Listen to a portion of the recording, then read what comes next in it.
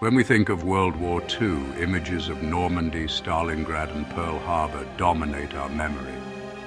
But thousands of miles away from Europe, another war raged, brutal, strategic, and almost forgotten. A war fought in burning deserts, fog-filled mountains, and colonial territories where entire nations were caught between empires.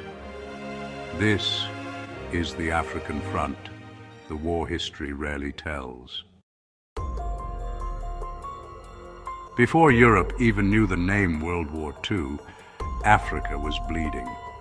In 1935, Mussolini's Italy invaded Ethiopia, determined to build a new Roman Empire.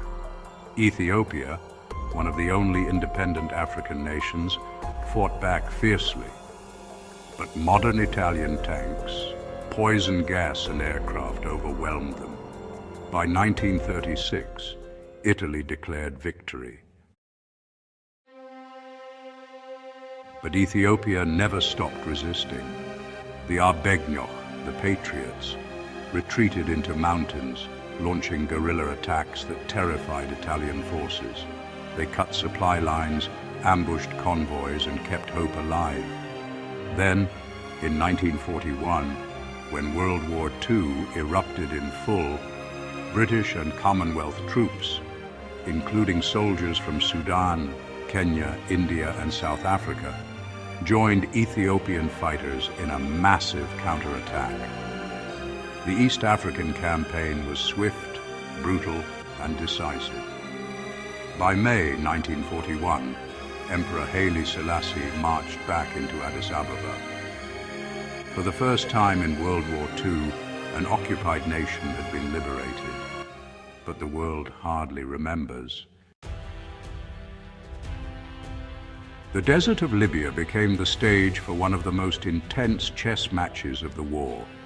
Two legendary forces clashed here: Erwin Rommel's Afrika Korps, fast, precise, deadly, and the British Eighth Army, stubborn, exhausted, determined. The battles of Cyrenaica, Gazala, and Tobruk turned Libya into a graveyard of tanks. Sandstorms swallowed machines, heat exhausted armies, and yet neither side broke. Tobruk in particular became a symbol of resistance. Australian, British, Indian, and Polish soldiers held the city for 8 brutal months, surviving constant bombardments from the Luftwaffe. Rommel's brilliance made him a myth, but his victories were temporary. By late 1942, as supply lines crumbled and American materials reinforced the Allies, the tide turned. Rommel retreated west toward his final stand. Tunisia was the last domino. In November 1942, Operation Torch brought American forces into North Africa for the first time.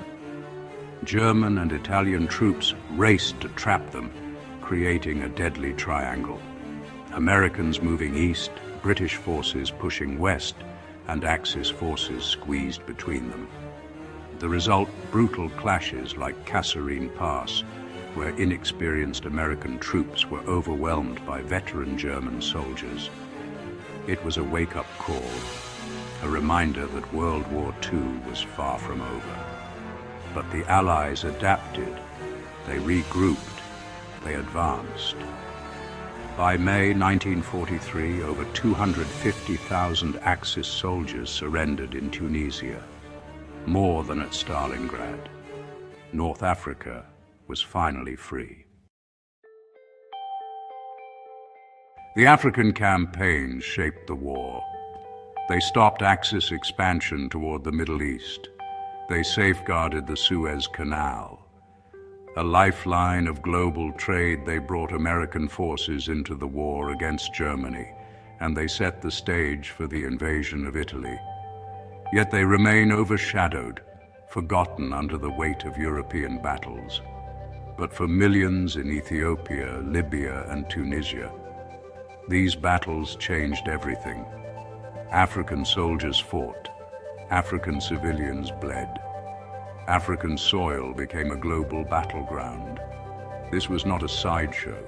This was a crucial front of World War II, one history must remember. The African front may be forgotten in textbooks, but its legacy lives on in the veterans who served, the nations reshaped, and the stories still waiting to be told. History is never silent. We just stop listening.